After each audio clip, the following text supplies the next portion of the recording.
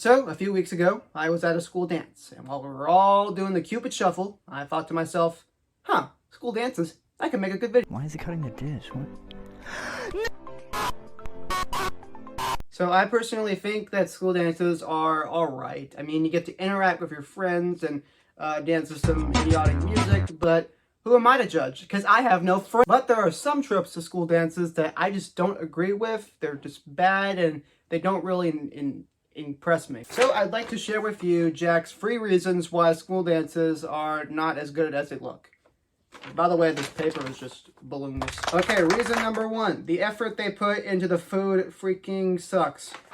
Yeah, you know, with comparisons to all these black tie galas that some people go to, it freaking sucks, man. Like, at a gala, you would usually get a steak dinner with sides, with broccoli and mashed potatoes, bro. But when you look at a typical school dance in my neck of the woods, you would usually find, like, these teachers friggin' ransoming off a Little Caesars pepperoni pizza for $2 a slice. By the way, you are a freaking menace to society if you eat Little Caesars. Go stupid! Yeah, and so I just basically avoid it. Only pizza I really like is some local stuff from here that I enjoy. Reason number 2. The music they play feels like they play the same exact thing at every single dance. Why? It almost seems like for every school dance that I have went to in my whole 15 3/4 years of existence, that play the same exact songs, probably from the same exact playlist. Like, some dances will promote that they have like an actual DJ there, when really he just sits down and plays his Spotify playlist. And let's just all hope that that DJ has premium on it. So right here, I have a brief list of some of the songs they used in school dances. Okay, reason number 3. People actually seem invested in the activities at a school dance. And with me, I don't associate with that. One example of this was when I went to a school dance in like 6th grade. I was just sitting there at the window watching friggin' Ginger Pail while everyone else was on the dance floor friggin' getting in the gritty or whatever. Okay, now that that's over with, it's time to reflect on some So the first school dance that I guess I can remember going to was in March of 2018, where my middle school told my elementary school, hey, get your 5th graders down here to eat some freaking Little Caesars. And I don't really remember much from it. I guess I just kind of like chilled there for a while. I do remember one thing, and that's like my mom like crying while she was getting me ready. I'm a big boy now. Yeah, it's basically every mom when they potty train their kid. I love being a kid now. And really, after that experience, I didn't really go to too many school dances. I just didn't want to be around people, I guess. Except if my parents wanted me to go with my brother, and also because of that virus. But one that I can remember actually having a little bit of fun there was my middle school MORP.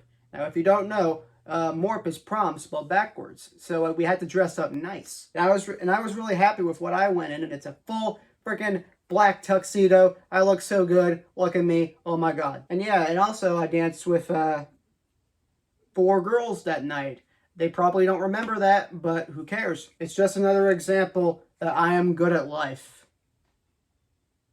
One more specifically that I'd like to talk about is one that I went to more recently. And it was actually kind of cool because it was Edgar Allan Poe themed. So they had stuff like the frickin' Raven, and they say nevermore. Oh, Raven, when will I get this money? Ha nevermore.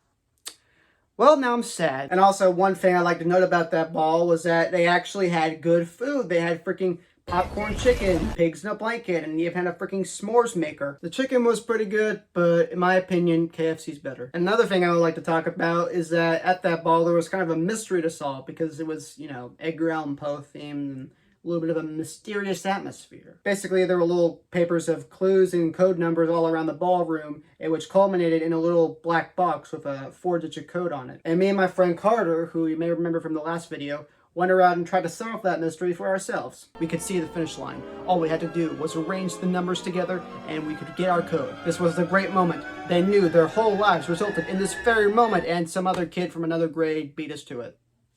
Apparently, the whole number was 1849, which was the year that Edgar Allan Poe died, which pisses me off because I literally looked at the dates that Edgar Allan Poe was both born and died, and I didn't even look at the 4-digit numbers. Oh my god, I'm stupid. But you know, the night wasn't all that bad. I was pretty dripped out for the most part, and I even got to dance with another girl. Yay. This just proves that I get the women. What do you think of this? That makes you attractive!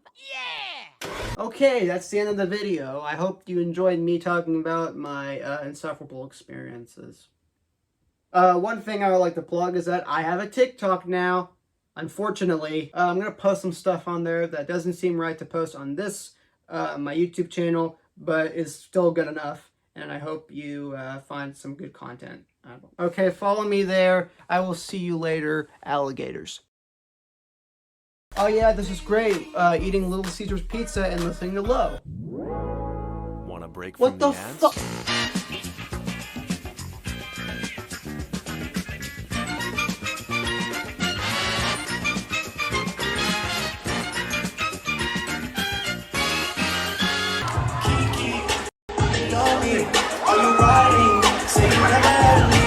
They don't care!